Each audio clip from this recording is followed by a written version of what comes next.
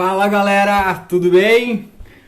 Bom, começamos então aí mais uma live hoje com um papo bastante interessante, bastante fundamental, né, diria, né, aí dentro das nossas relações sociais, né, políticas, econômicas hoje, que hoje o papo vai ser com o professor Alexandre, tá? Professor do direito, e a gente vai bater um papinho, vamos falar aí um pouquinho sobre fake news, vamos falar sobre direito, um pouquinho no que de forma geral aí, né, envolve essas questões jurídicas e legais a respeito né, de fake news, sobre né, os grandes desafios que a gente vem vivendo aí enquanto sociedade aí, né, na nossa atual realidade.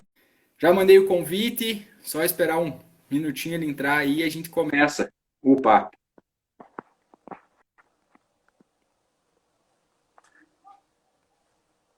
Boa noite, Alexandre.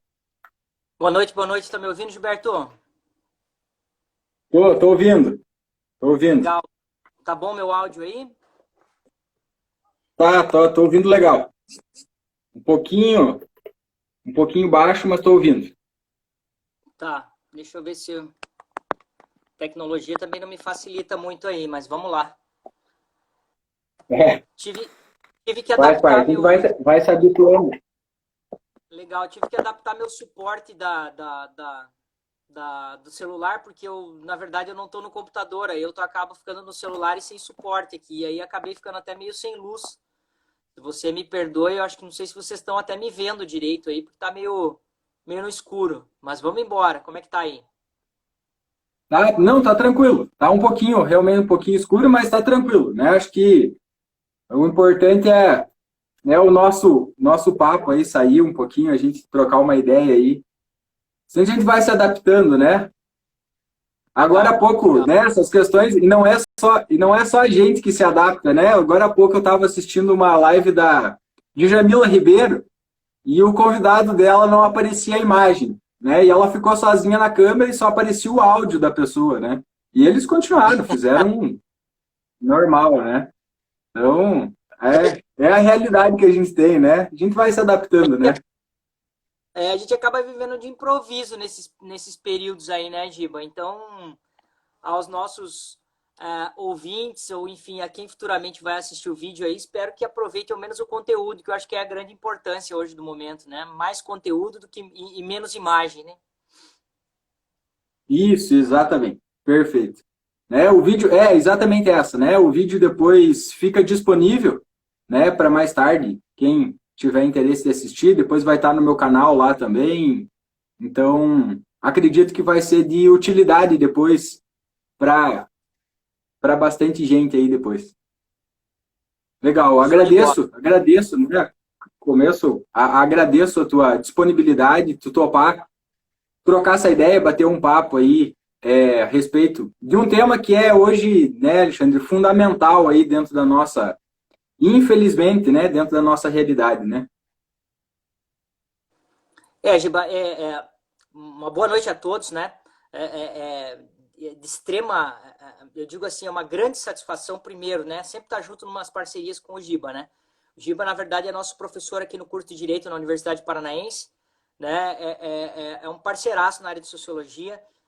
Estávamos com uns projetos muito bacanas para esse ano presencial, né, Giba? Mas eles ficam em stand-by para que a gente possa, aí no momento próximo, desenvolver presencialmente, né, as nossas perspectivas das nossas discussões sociológicas, filosóficas e também da área do direito, para ligar tudo isso, né, até o professor Márcio de Macedo também participando, então que a gente possa desenvolver isso. Então, uma boa noite a todos, obrigado pela oportunidade, espero que a gente possa, de um certo modo, trocar ideias, né, conversar, trazer alguns conhecimentos que até então sejam de nossa pertinentes, de nosso conhecimento, até o nosso alcance, obviamente, e que isso possa agregar a vida de todos aí que estão assistindo e que futuramente vão assistir as nossas atividades aí. Muito obrigado, Giba, de coração mesmo. Estamos juntos aí, como sempre falo. Obrigado, Alexandre. Eu que agradeço, né? E essa troca acho que sempre é importante porque ela enriquece, né? Mais do que Acho que a gente tem, infelizmente, aí uma das deficiências aí da histórica da nossa educação é justamente a gente aprender dentro de caixinhas, né? E às vezes esse diálogo que é tão, às vezes, tão próximo, tão simples, a gente tem uma dificuldade enorme de fazer essa ligação entre áreas, às vezes, que são tão fundamentais e que ajudam a gente a compreender um pouco melhor a realidade que a gente vive, as questões e os dilemas que a gente enfrenta no cotidiano, né? Certeza, Giba, certeza. Eu acho imprescindível. Até recentemente tive a oportunidade de publicar um artigo no Congresso Nacional de Pesquisa e Pós-Graduação, que é o CONPED, e falei um pouco sobre a liberdade de educação, a liberdade de cátedra do professor, né? O professor, ao mesmo tempo que ele tem a sua liberdade de ensinar, ele também tem que oportunizar ao aluno a liberdade de aprender, né? Então é uma reciprocidade, é uma troca de diálogos. É a gente poder sentar, falar como professor, mas poder ouvir, né? Hoje, infelizmente, dada a nossa imediatidade, a nossa sociedade de transformação, né? Nós estamos vivendo uma ansiedade muito grande, nós estamos vivenciando um imediatismo, né? É a necessidade de se ter respostas prontas, respostas imediatas, e que muitas vezes são equívocas, muitas vezes são, de certo modo, até daquela forma que você poderia ter pensado em escrever. E isso é uma das coisas que eu vou já ter esse comentário preliminar, sabe, Giba?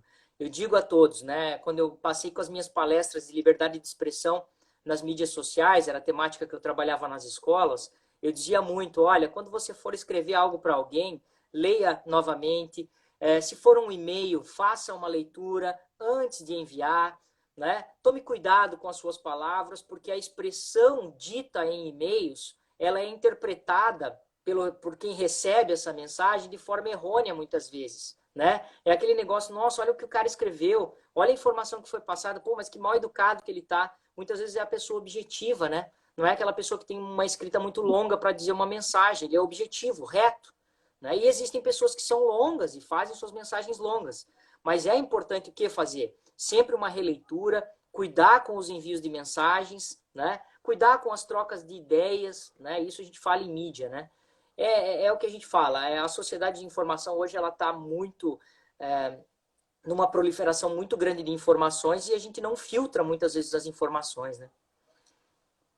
Isso, é uma coisa que eu acho que você colocou, né, essa liberdade nossa de aprender, de troca, eu acho que a gente exercitar, acho que a gente, enquanto sociedade, a gente precisa exercitar isso, porque isso também é uma coisa que a gente interioriza, né, Alexandre? Eu acho que quando você força esse diálogo, você troca, principalmente com o diferente, você exercita, né? Você exercita a empatia, você exercita o olhar do outro, né? Que eu acho que é uma coisa que hoje justamente essa sociedade imediatista, uma sociedade que é inundada de informação, mas uma informação sempre muito superficial, né? Uma informação muito simples, que as pessoas querem respostas rápidas e às vezes nem sempre são, né? A partir dessas respostas rápidas que a gente vai pensar e vai ter aí, né? Respostas para a sociedade nesse sentido, né? E eu acho que aí a gente, né, Alexandre, você tocou num ponto assim que era justamente esse, né, em especial essa conversa que eu queria ter e que você me ajudasse, né, a entender um pouco melhor a respeito desta questão, né, eu sei que acompanha aí algum tempo o teu trabalho e você, inclusive, já contribuiu comigo em algumas aulas de sociologia na escola com esta fala, né, eu sei que você trabalha muito aí com adolescentes, né, enfim, palestras em geral, não só com adolescentes, mas sobre um pouco sobre essa liberdade de expressão e a fake news, que hoje é um tema extremamente em pauta, hoje algo que vem tomando assim uma proporção que na verdade a gente ainda nem dimensionou o que representa a fake news ainda, né? Então, eu queria ou gostaria de ouvi-lo um pouco, né, a respeito desse trabalho que eu sei que você faz, da pesquisa que você faz dentro dessa área, né? E também trazendo um pouquinho da experiência do direito a respeito dessas questões, né? Giba, esse projeto é um projeto de extensão que eu fiz através do curso de Direito, né? A minha ideia era tentar transmitir, né, nas escolas, né, dentro de uma comunidade escolar, a importância da liberdade de expressão nas mídias sociais, né? Refletir um pouco que os jovens, né? Tanto que eu passei de quinta, sexta série, sétima série, né? Oitavo ano, nono ano, aí o ensino médio, de uma forma geral, escolas públicas, privadas, nós ultrapassamos o número de 80 palestras, assim, chegamos a 80 palestras em questão de 2 anos de atividade, sabe? Sempre tratando de uma temática que é muito importante e que é um ponto fraco, né? Um ponto muito, não digo um ponto fraco, é uma situação que é muito pouco trabalhada nas escolas, e eu digo pouco trabalhada porque é difícil, é uma situação delicada se trabalhar com mídias sociais, né? Mas, ao mesmo tempo, os reflexos das mídias sociais nessa comunidade escolar é muito grande, porque os reflexos, muitas vezes, a criança ou o adolescente, né? Ou o próprio pós-adolescente, nosso jovem já, né? Que está em nível médio depois dos 16 anos, ele já tem que ter uma certa responsabilidade daquilo que ele vai vivenciar, né? Qual é a responsabilidade dessa criança, desse adolescente e principalmente a responsabilidade extensiva aos seus pais, né? Aos seus representantes, enfim, a quem acolhe ele embaixo dos seus lares, dos seus tetos, né? E aí pode ser pai, pode ser tio, pode ser avô, pode ser qualquer parente que está lhe albergando, que está em um momento, né, sob seu teto e que é responsável por você e que muitas vezes não sabe o que você está postando, não sabe com quem você está conversando, não sabe que assunto está sendo tratado, né? Qual é a sua interatividade nas mídias sociais, que público-alvo está envolvido nos seus grupos sociais, né? São jovens, que idade são as pessoas, né? Quais são as postagens de imagens e vídeos que você transmite e que você compartilha para terceiras pessoas? Digo muito isso também. Poxa, não é só porque você recebe uma mensagem ou uma imagem que você não vai ser responsável, né? Nós temos crimes no Estatuto da Criança e do Adolescente, né? O ECA agora que completa seus 30 anos, né? Nós temos 30 anos de Estatuto da Criança e do Adolescente, agora no mês de outubro.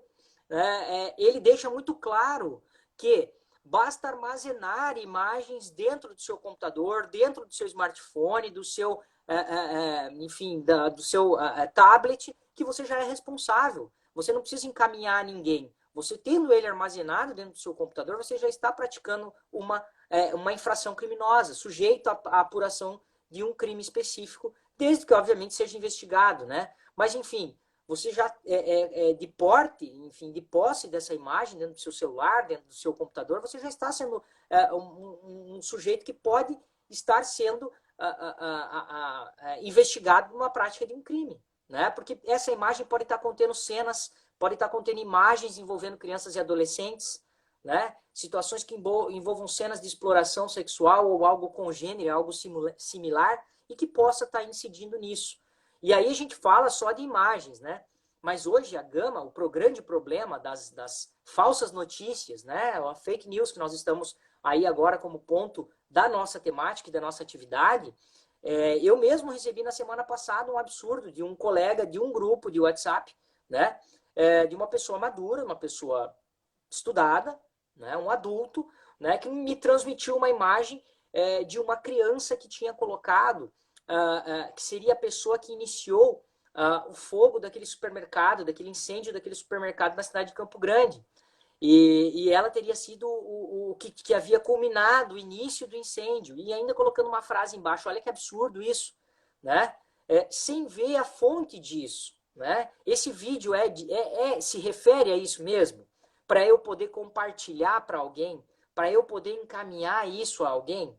A partir do momento que eu já estou encaminhando e compartilhando, eu já sou corresponsável por essa mensagem, porque eu estou atingindo a imagem de terceiras pessoas. E atingindo a imagem de terceiras pessoas, não é só prática de crime, porque daí eu posso estar atingindo a reputação da pessoa, e atingir a reputação é difamação. É um crime, né, de ação penal privada que a pessoa vai responder.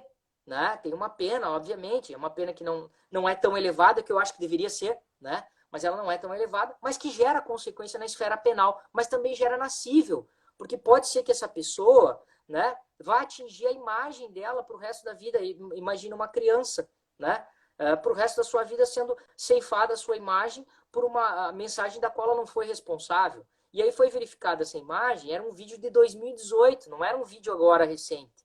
Não foi ela quem provocou esse incêndio, entende? e aí refletindo todas essas situações negativas para essa pessoa.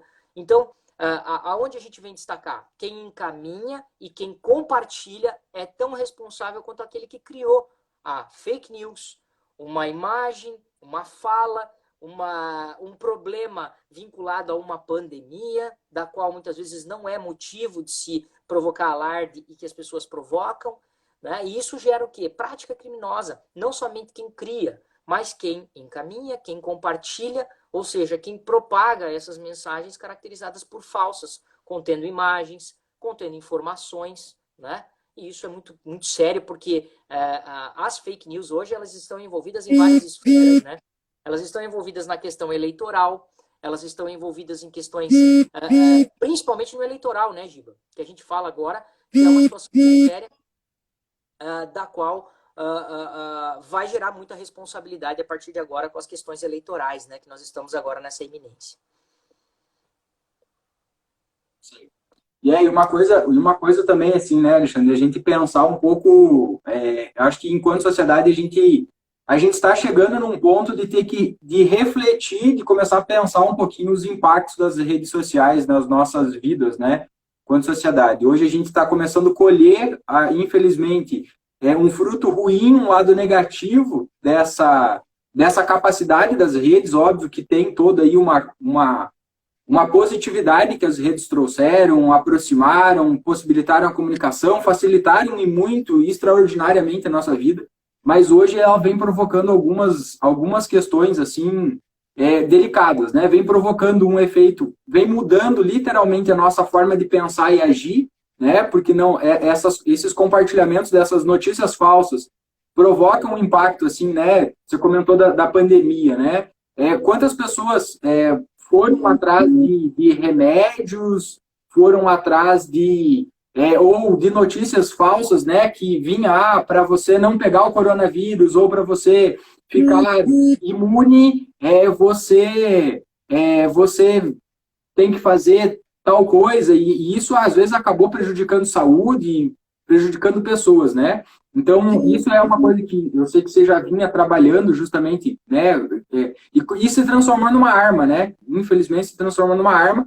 E principalmente as pessoas, pelo fato de estar atrás, às vezes, de um celular, em casa, à distância, né? Em lugares onde você, teoricamente, aí, sente-se, entre aspas, protegido. E você não consegue ter mensurar que você está ali atrás de um celular, atrás de um computador, por mais que você esteja no ambiente da sua casa, você está cometendo, às vezes, cometendo um crime ou prejudicando literalmente a vida de uma pessoa, né? E às vezes as pessoas não mensuram que aquilo ali pode ter uma consequência judicial, jurídica lá na frente. Giba, as pessoas não pararam para pensar em que medida, né, qual o alcance, né, e a seriedade de se compartilhar notícias hoje. Hoje, a notícia, seja qual for a sua natureza, qual o objetivo, se é vinculada à saúde, se é vinculada à política, se é à economia, se é jurídica, né? Se são realidades. Lógico que pode ser muita coisa que você quer transmitir para a pessoa positiva, alguma coisa que você quer ajudar a pessoa, né? Mas a gente sempre fala, e nas palestras eu deixo muito claro isso. Né? Você tem que fazer o quê? Você tem que fazer uma certa filtragem, né? Antes de enviar, que é o que a gente falou, imediatidade, né? Só encaminhar. Muitas vezes as pessoas encaminham a notícia sem ler a notícia. Ele só olha o cabeçalho da notícia e encaminha para a pessoa, encaminha para um colega, insere num grupo. Com o Facebook, que ele tem mais de 1000 pessoas envolvidas, ou mais, milhares de pessoas envolvidas no grupo dele. E essa mensagem, muitas vezes você não sabe a origem, você não sabe de onde veio, quem criou, né? Então, por isso que eu digo, eu destaco muito, cuide com a segurança, a gente fala muito de segurança, né? Tem uma organização muito importante que é a SaferNet, que cuida muito dessas questões digitais de segurança. E eles falam, veja primeiro no próprio site, HTTPS, né? Tem o HTTP, HTTPS, que é a segurança do site. Primeiro, verificar no final se é .com, se é .com.br, né? Se não é .ppt, se não é origem de outro país, né? Para verificar, não é porque é de outro país que não tenha segurança, mas enfim, olhar essas origens dos domínios eletrônicos. Depois veja a fonte. quem escreveu a matéria, quem é o autor disso, existe um autor, né? Esse site, ele tem alguma recomendação, ele tem credibilidade, esse site, né? É de uma revista, é algo científico.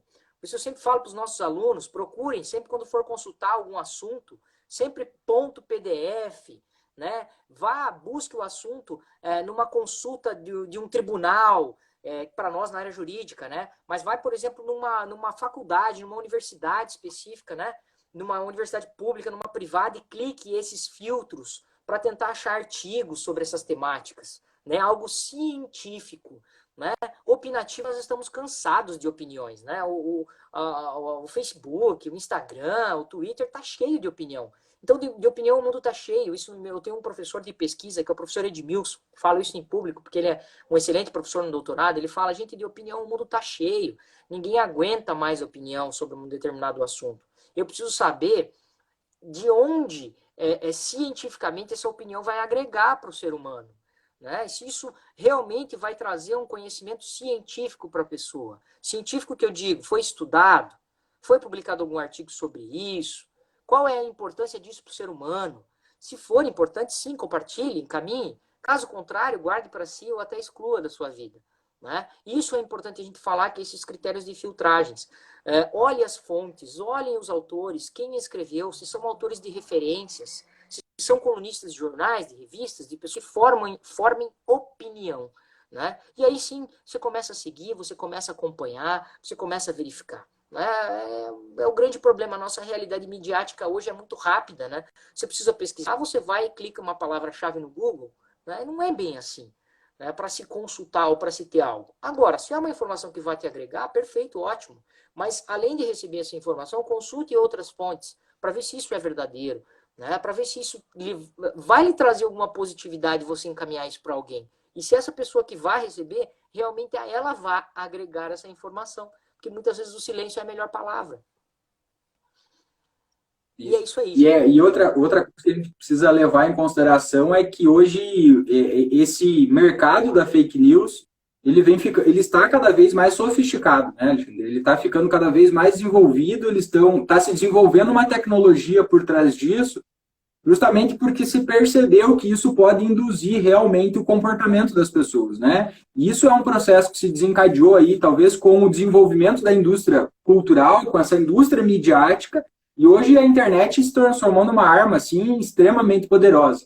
E hoje esses algoritmos, né, das redes sociais, quando você pesquisa uma notícia falsa, e você compartilha ou você curte essa informação, geralmente ele vai criando um dispositivo, ele vai construindo ali uma forma de entendimento, ele vai te alimentando cada vez mais informações voltadas dentro daquilo que você pensa, daquilo que você...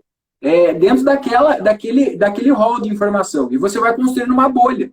Né? Você vai construindo, de uma notícia falsa, você vai construindo uma realidade toda falsa, né? E quando você não faz esse esforço de você pesquisar, de você questionar, né? De você ter um senso crítico, né? Eu acho que isso é algo que a gente precisa despertar no nosso cotidiano também, justamente esse questionamento, né? De você não ser o chato de questionar tudo, mas você ter o mínimo, né? De ponderação ali, opa, né? Eu preciso verificar, eu preciso entender a procedência disso, né? E eu acho que o conhecimento ele vai produzindo algo dentro desse sentido, né? Eu vi uma frase essa semana assim que me passou por curiosidade, por coincidência, né? Eu gosto muito de uma filósofa chamada Viviane Mosé aqui no Brasil, e essa semana ela postou ela fez uma postagem na rede social onde ela dizia: ou nós formamos mais pesquisadores ou nós não vamos nos livrar das fake news. Tá? Alunos pesquisadores não são levados por fake news. Isso me chamou muita atenção, né? Porque aí a gente vê o poder da informação, o poder do conhecimento, né? Quanto mais conhecimento, mais o senso crítico as pessoas têm, mas elas vão questionar essas questões, elas vão entender também dos seus direitos, entender que talvez ali uma simples repostagem, um recompartilhamento, ela possa não estar só fazendo uma brincadeira, né? Ou, né? Mas também cometendo um crime, né? Não, de fato, Giba, O que gera o senso crítico para a pessoa é o conhecimento. O conhecimento gera senso crítico. Você se torna mais crítico para tudo. Você começa a se tornar criterioso a partir do momento que você começa a conhecer sobre uma determinada temática. Só que o grande problema é que o nosso conhecimento hoje é um conhecimento vulgar em algumas situações. É o saber vulgar, é olhar informações de mídias sociais, é ver o que o cidadão falou e a partir da informação dele, com base opinativa, você opinar aquilo que ele falou, ficar replicando opiniões. E se replicar opiniões, infelizmente, não gera conhecimento. Conhecimento crítico é aquilo que você faz a partir de um fundamento. Isso eu sempre falo, né? Não basta você... Eu falo para os nossos alunos aí nas pesquisas, né? Agora que a gente recentemente publicou os nossos artigos aí no Científico em Umuarama, na Unipar. Escrevam, mas com base em um fundamento. Você tem que ter algum autor, você tem que se pautar com base em alguém. Você não pode escrever simplesmente por escrever, né? Dizia a um aluno meu, pois eu vou escrever sobre os vinculados à questão dos deficientes físicos vinculados à ideia de educação e saúde. Eu falei, ótimo, delimite a sua pesquisa vinculada à questão da saúde, já que estamos num momento delicado, né? Mas sempre com fundamento. Não opine, né? Não faça opiniões, não apresente argumentos sem que você seja uma pessoa criteriosa e crítica. Dessa forma você vai ser que eu faça com conhecimento, com leitura, analisando artigos, comparando textos. E aí você destacou muito bem. Você só tem critérios ou é crítico quando você começa a adquirir conhecimento sobre determinada área. E por isso que a gente sempre vai especificando os nossos conhecimentos, né? A especialização, mestrado, doutorado, isso vai trazendo para nós sempre uma área cada vez mais delimitada. E você acaba estudando essa área, né? Não digo que a fake news seja minha área específica, mas ela se tornou a partir do momento que esse projeto de extensão se incorporou à minha vida. E aí eu comecei a me tornar muito curioso, né? E de expansão, eu vi num projeto de pesquisa da USP, e eu não me lembro agora o nome do projeto de pesquisa e nem a origem, mas era num curso de jornalismo, se não me falha a memória, que falaram que fake news, a origem das principais informações, das falsas notícias, elas vinham de grupos familiares. Era uma das origens. 30% elas vinham e eram oriundas de grupos familiares, ou seja, os grupos de família. Né, que muitas vezes compartilham as coisas, se é verdadeiro, se não é, e aquilo vai se propagando e vai se multiplicando, né? É um outro exemplo que eu cito muito, né, de origem, que foi uma condenação em dano moral ainda para a pessoa.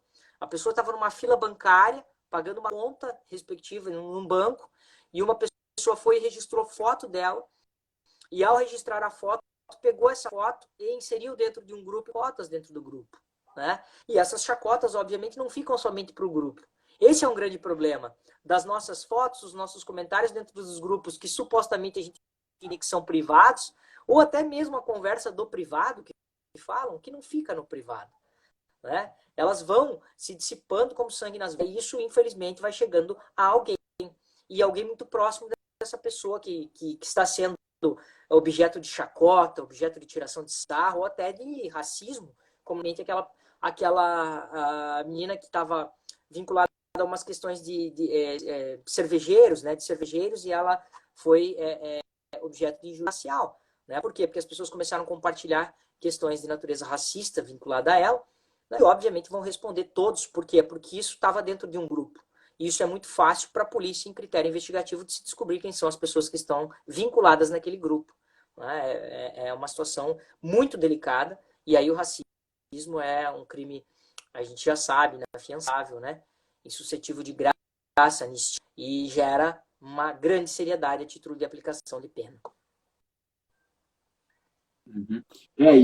Acho que uma das grandes consequências, né, disso que você coloca é justamente a fake news, entre tantas consequências. Uma delas é justamente alimentar o ódio, né, Alexandre? Acho que infelizmente a gente está num momento da sociedade onde as pessoas elas estão se aproximando cada vez mais, ou as redes sociais também. A gente precisa, talvez, entender um pouquinho desse efeito negativo das redes, que as redes elas estão alimentando, primeiro, elas estão construindo mundos paralelos, bolhas sociais, onde você constrói ali talvez uma ideia de perfeição da tua sociedade, né? Porque você curte o que você gosta, você tem ali os amigos que você gosta, então ali é uma forma de você potencializar os seus prazeres, né? E ali também você tem, teoricamente, a liberdade de expressar os seus pensamentos, os seus desejos, né? Enfim, então as pessoas estão se sentindo cada vez mais, talvez, à vontade, sem pudor, justamente de proliferar esses preconceitos e esse ódio, né? E que está alimentando, né? Talvez a fake news esteja alimentando justamente esse ódio, e a gente tem cada vez de forma mais comum e corriqueira esses casos de injúria racial, de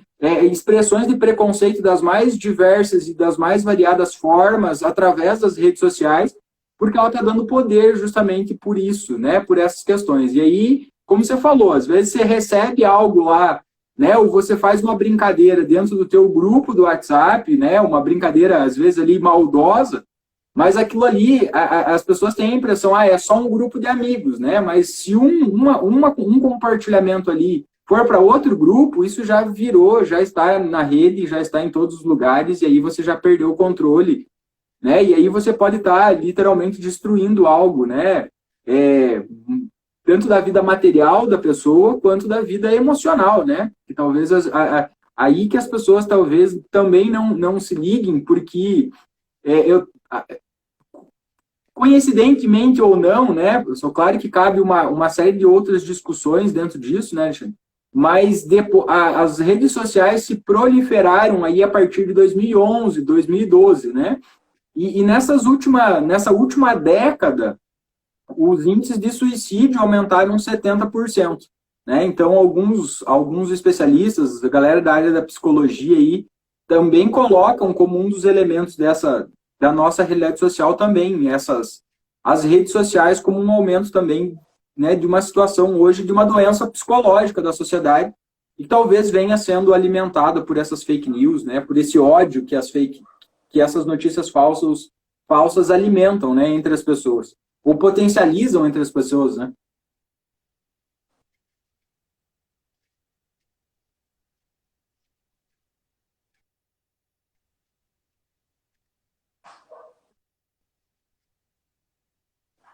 Então aí a gente, né, talvez Não sei se perceba o você está quanto me ouvindo direito, deu uma falha aqui, mas eu acabei vendo a parte final aí da sua conclusão.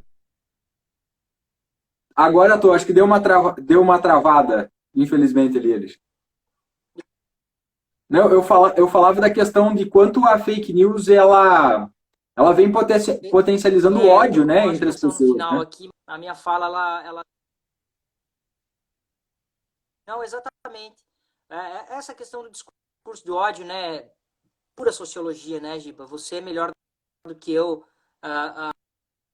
para dizer isso, não tem, né? Eu digo, é uma área muito riquíssima para se estudar, né, obviamente, mas o grande problema é quando as pessoas confundem o critério de interpretação, né?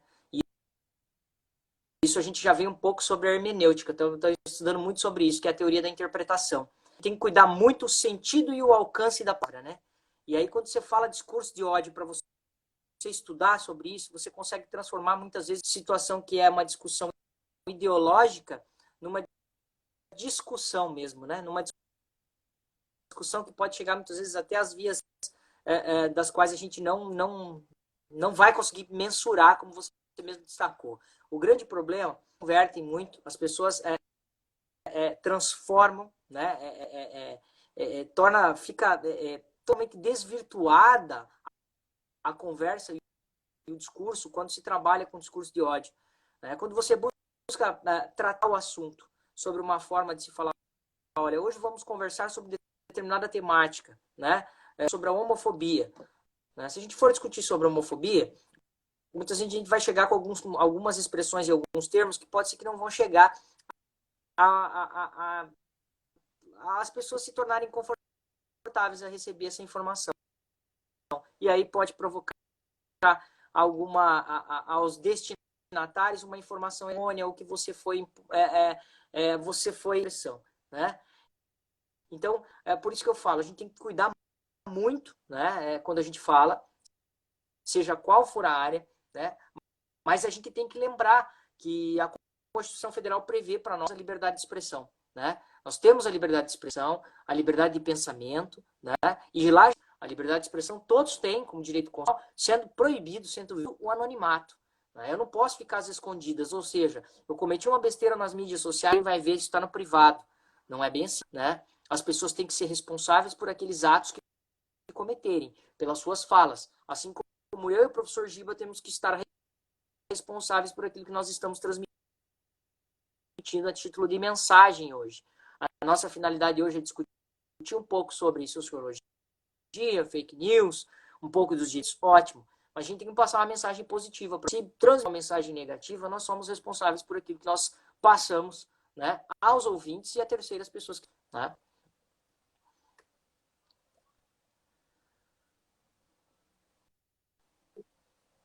Exato, né, Alexandre? Eu acho que as pessoas não Perfeito, mensuram Giba. hoje justamente este, Tá me este impacto e ouvindo? essa capacidade, né, das redes, né? Então, e acho que é algo que a gente, enquanto sociedade, a gente precisa discutir, né? Porque até então a gente colheu aquilo que, de uma forma geral, veio como positivo, melhorou a nossa vida, mas hoje a gente vem, né, olhando e vendo um pouco esse outro lado, assim, né? O quanto acho que também não é no sentido assim, né? Às vezes parece que quando a gente levanta essas discussões, parece que é aquela questão assim, parece que é ser chato discutir isso, né? Mas acho que a gente, como um todo na nossa vida, a gente precisa discutir, assim, a respeito disso, né? E aí, uma coisa que você colocou, assim, que eu acho que é interessante, assim, pensar, assim, né? Enquanto rede social, Alexandre, né? Eu tenho a minha liberdade lá, dentro do meu conceito da cidadania, dentro dos meus direitos civis lá. Eu tenho liberdade de expressão, eu tenho liberdade de pensamento, né? Mas eu preciso tomar um cuidado, assim, que eu acho que as pessoas talvez não... Os conceitos óbvios, né? A minha liberdade de expressão, né? Me dá o direito de eu falar o que eu quiser, de eu me expressar, né, de acordo com aquilo, né, eu tenho minha determinada opinião, eu posso sair por aí falando, né, qual que é a medida jurídica disso, né, qual o limite jurídico disso.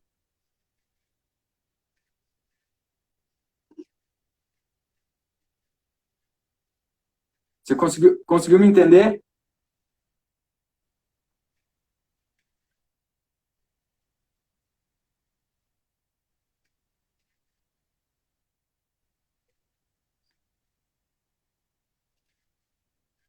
Acho que deu uma...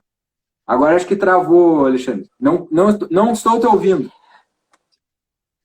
Vou seguir, Giba. Você falou sobre a questão qual é o limite jurídico, né, dessas falas e dessas E, expressões, né? É isso aí? isso, isso, exato. Vamos lá.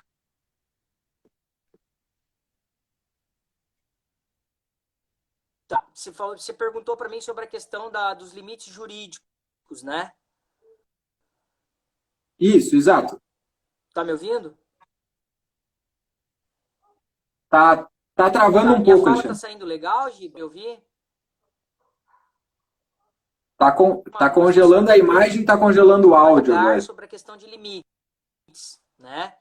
É importante a gente falar hoje, e quando a gente fala para as escolas, para crianças e adolescentes,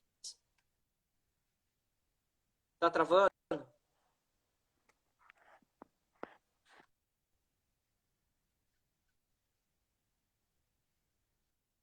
acho que tá com problema de Agora acho que conexão, meu caro.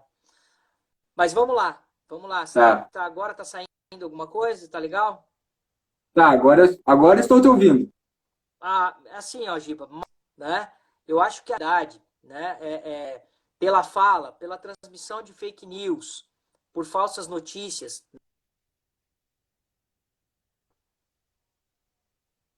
tá muita falha, né, Agora acho que de travou mesmo. conexão. Travou. Esse horário também é um pouco pesado, né? Aguardar um minutinho para ver se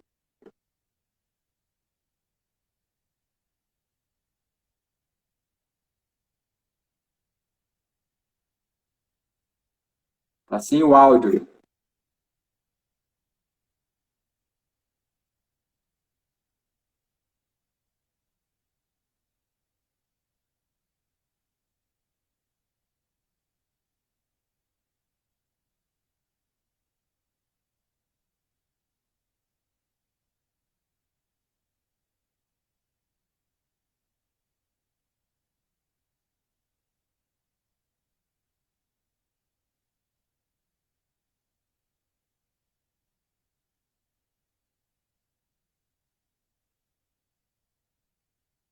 É. Tá me ouvindo agora?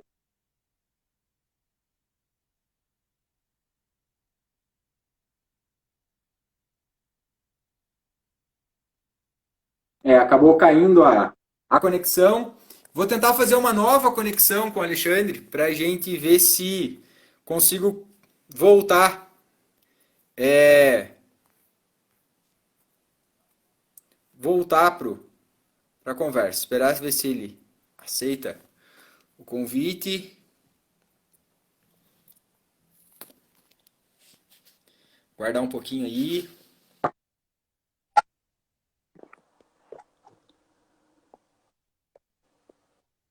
E aí, melhorou? Agora eu tô te ouvindo.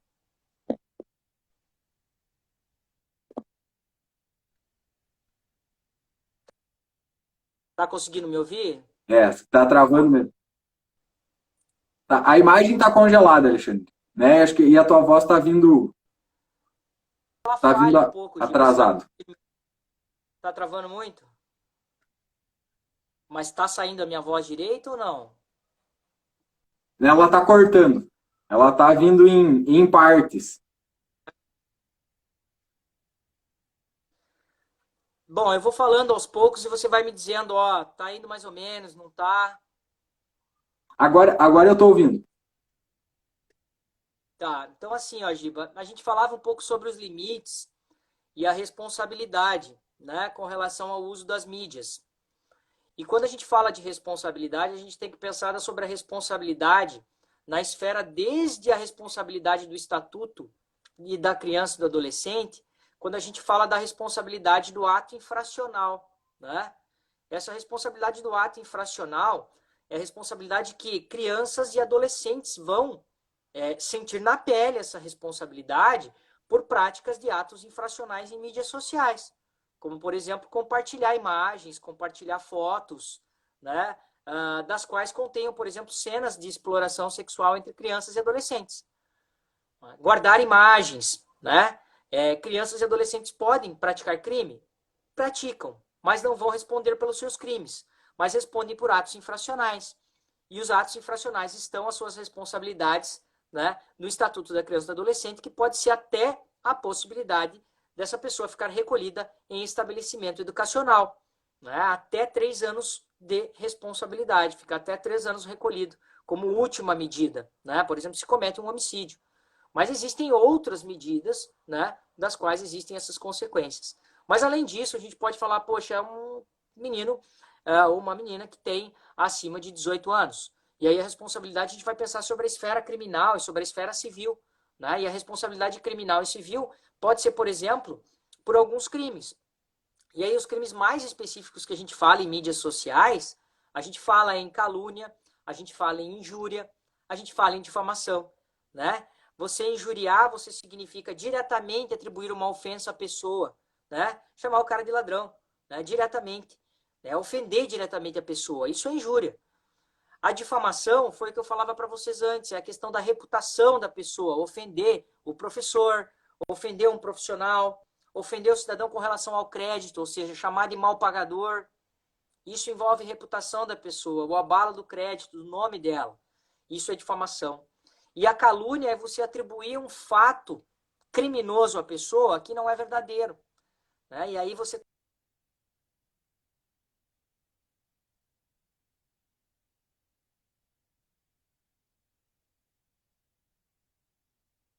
É, a conexão tá um pouquinho difícil mesmo. Travou de novo, infelizmente. agora caiu. Esperar mais, guardar mais um minutinho. Aí, Caindo, né? voltou? Mas aí voltou. Caindo. Me perdoa essa conexão, mas não tá fácil, não. Nos últimos dias tenho Tá, caído não, que é alguns isso. picos. Sim, não, entendo. E aí, Normal. É o tempo que estamos vivendo agora, né? Alexandre, oscilações. assim, mas assim, acho que deu pra gente deu para entender um pouquinho assim, né, dessa questão, né? E hoje assim, como que o direito ele pensa, ele já vem trabalhando, né? Obviamente ele já vem trabalhando um pouquinho em cima dessas questões assim, né? Principalmente a respeito dessas questões da mídia, né? Do direito digital, assim, né? Como que o direito hoje ele de uma forma geral ele age, né? Para proteger a sociedade hoje. Existe um movimento de parte do direito, né, a respeito dessas questões?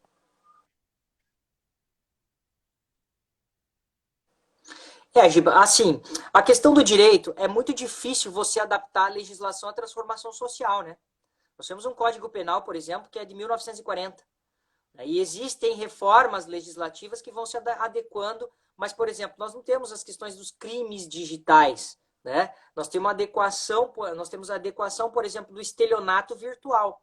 O estelionato virtual não existe enquanto pena, mas a gente adequa ao estelionato, numa analogia, numa semelhança, a possibilidade de aplicação. O furto virtual, né? São crimes digitais, mas que não estão previstos no Código Penal e vão se adequando de acordo com as transformações sociais. Mas a legislação muitas vezes não acompanha. Tivemos em 2000 e agora não sei se 2010, 2004, mas o Marco Civil da Internet, né? O Marco Civil da Internet, 2010, que veio para trazer essa ideia das adaptações de algumas reformas, da neutralidade, da questão da transmissão de informações, né? E que agora, recentemente, em agosto, tiveram as alterações recentes na Lei Geral de Proteção de Dados. E a Lei Geral de Proteção de Dados falando do quê? Da reserva de dados das pessoas quando dos cadastros por parte das empresas. As empresas agora não podem mais livremente transmitir seus dados entre terceiros, ou seja, ficar se trocando dados de informações cadastrais de pessoas físicas e jurídicas uma para as outras. Existe uma legislação, e agora essa legislação entrou em vigor depois de 2 anos. Agora, em agosto, que ela já está vigente, já está tendo a possibilidade de aplicação. Isso vai gerar muita responsabilidade na esfera trabalhista, na esfera civil, né, de indenizações e até multas administrativas altas, que essa legislação já está prevendo, né, com relação a essa questão de guardar os dados pessoais específicos, seja pessoa física ou pessoa jurídica, empresa, né, para que não se possa ficar transmitindo a terceiros e tendo livre acesso a essas informações que são de natureza privada, e que você não autorizou ninguém a fazer isso. Isso já é uma evolução, né? Mas a gente tem obviamente, algumas tipificações criminais das questões digitais, né? O direito digital está vindo muito com a questão da inteligência artificial, tem se estudado muito sobre as questões das máquinas substituírem os homens nas atividades jurídicas, o que é muito questionável, né? O próprio professor Lênio Streck contraria isso, mas existem alguns posicionamentos favoráveis.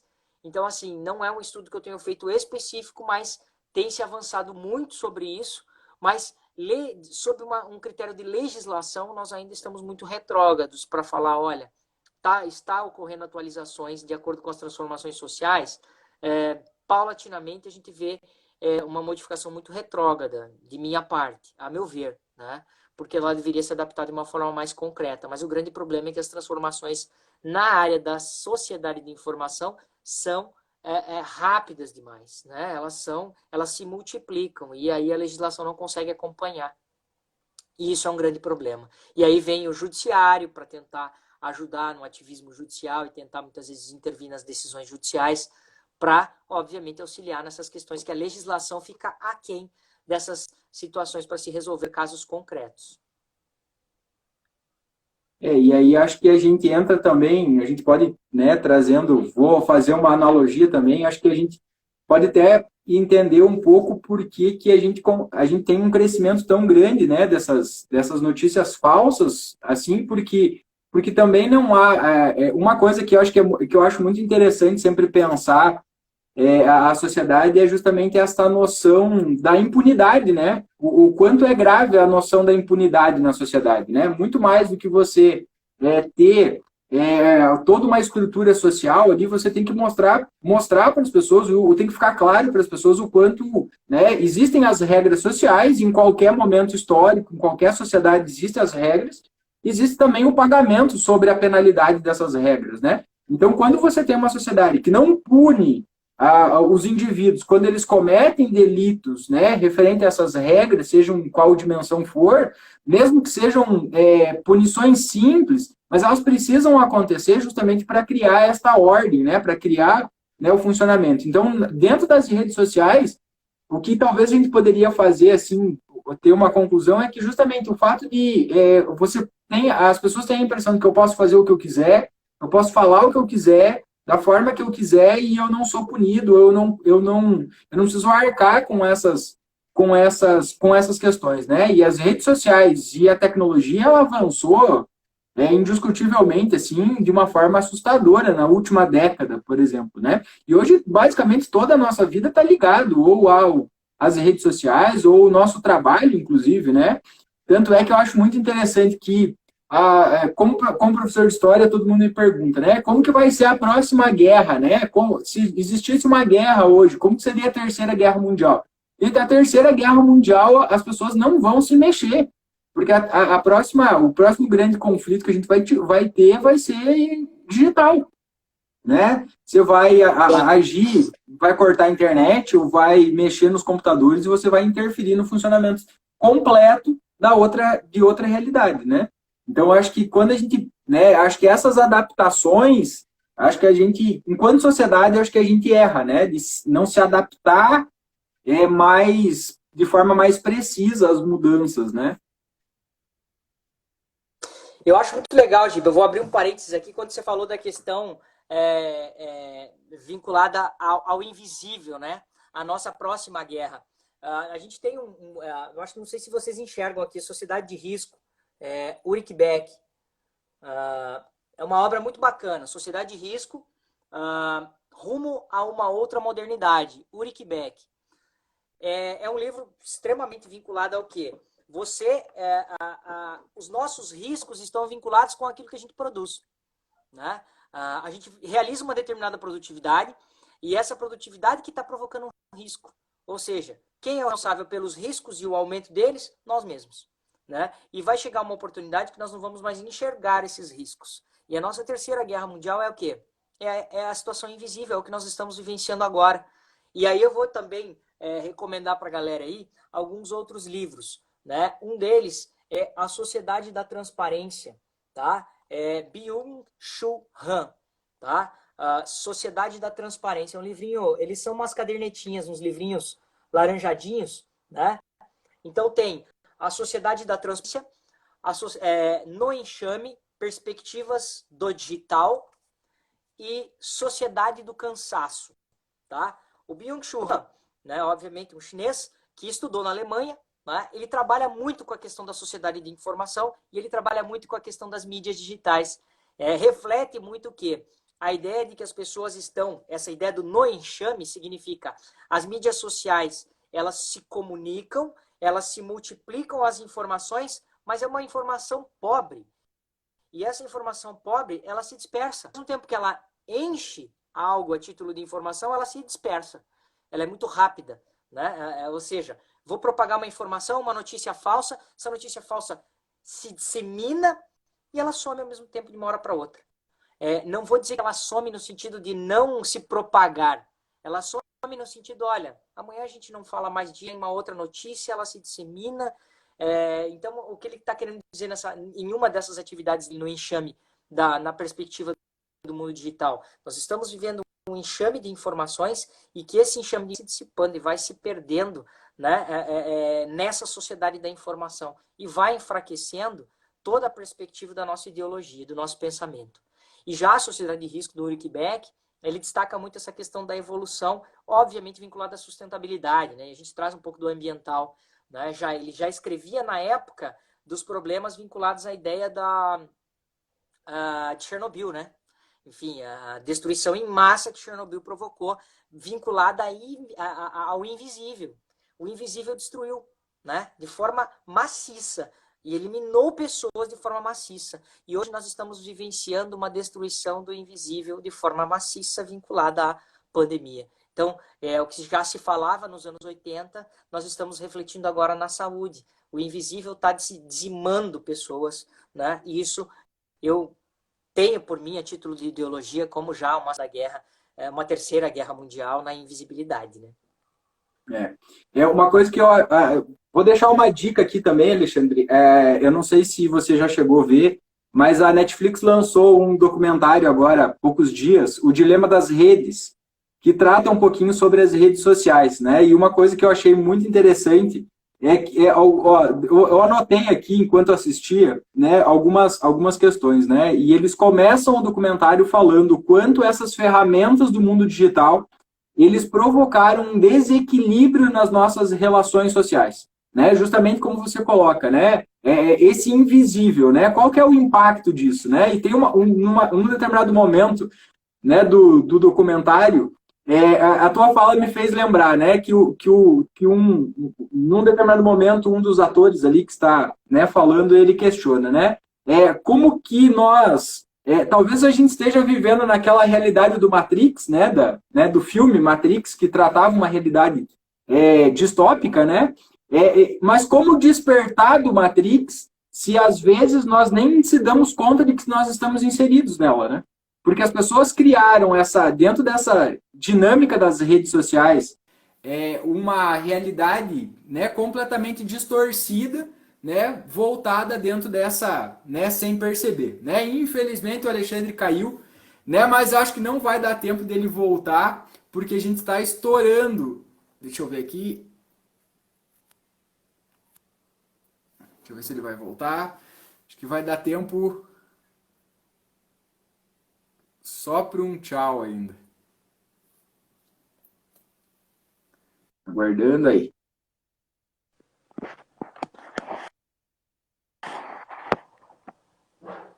Poxa. Estamos aí. Eu deixei falar um pouco sobre, né, a dica, né, o documentário o Dilema das Redes, né, que um documentário produzido agora pela Netflix com algumas pessoas envolvidas que foram os grandes responsáveis por criar as grandes mídias sociais que nós temos hoje, tanto Facebook quanto a Google, né? Pessoas que trabalharam na criação dessas redes que nós temos hoje, eles discutem alguns desses dilemas e algumas desses pontos negativos, né, das redes sociais hoje que nós temos, né? Então, acho que vale a pena também, além dos livros que você citou, né, esse documentário para ver. Galera, agradeço a presença de vocês, né? O vídeo vai estar disponível depois, né, tanto no canal do YouTube quanto depois no Instagram, tá? Para vocês darem uma olhada. Infelizmente a internet nos atrapalhou um pouquinho, tá? Mas a gente vou tentar negociar com o Alexandre um outro momento para a gente conversar aí com um pouco mais de calma, tá? Agradeço, até a próxima.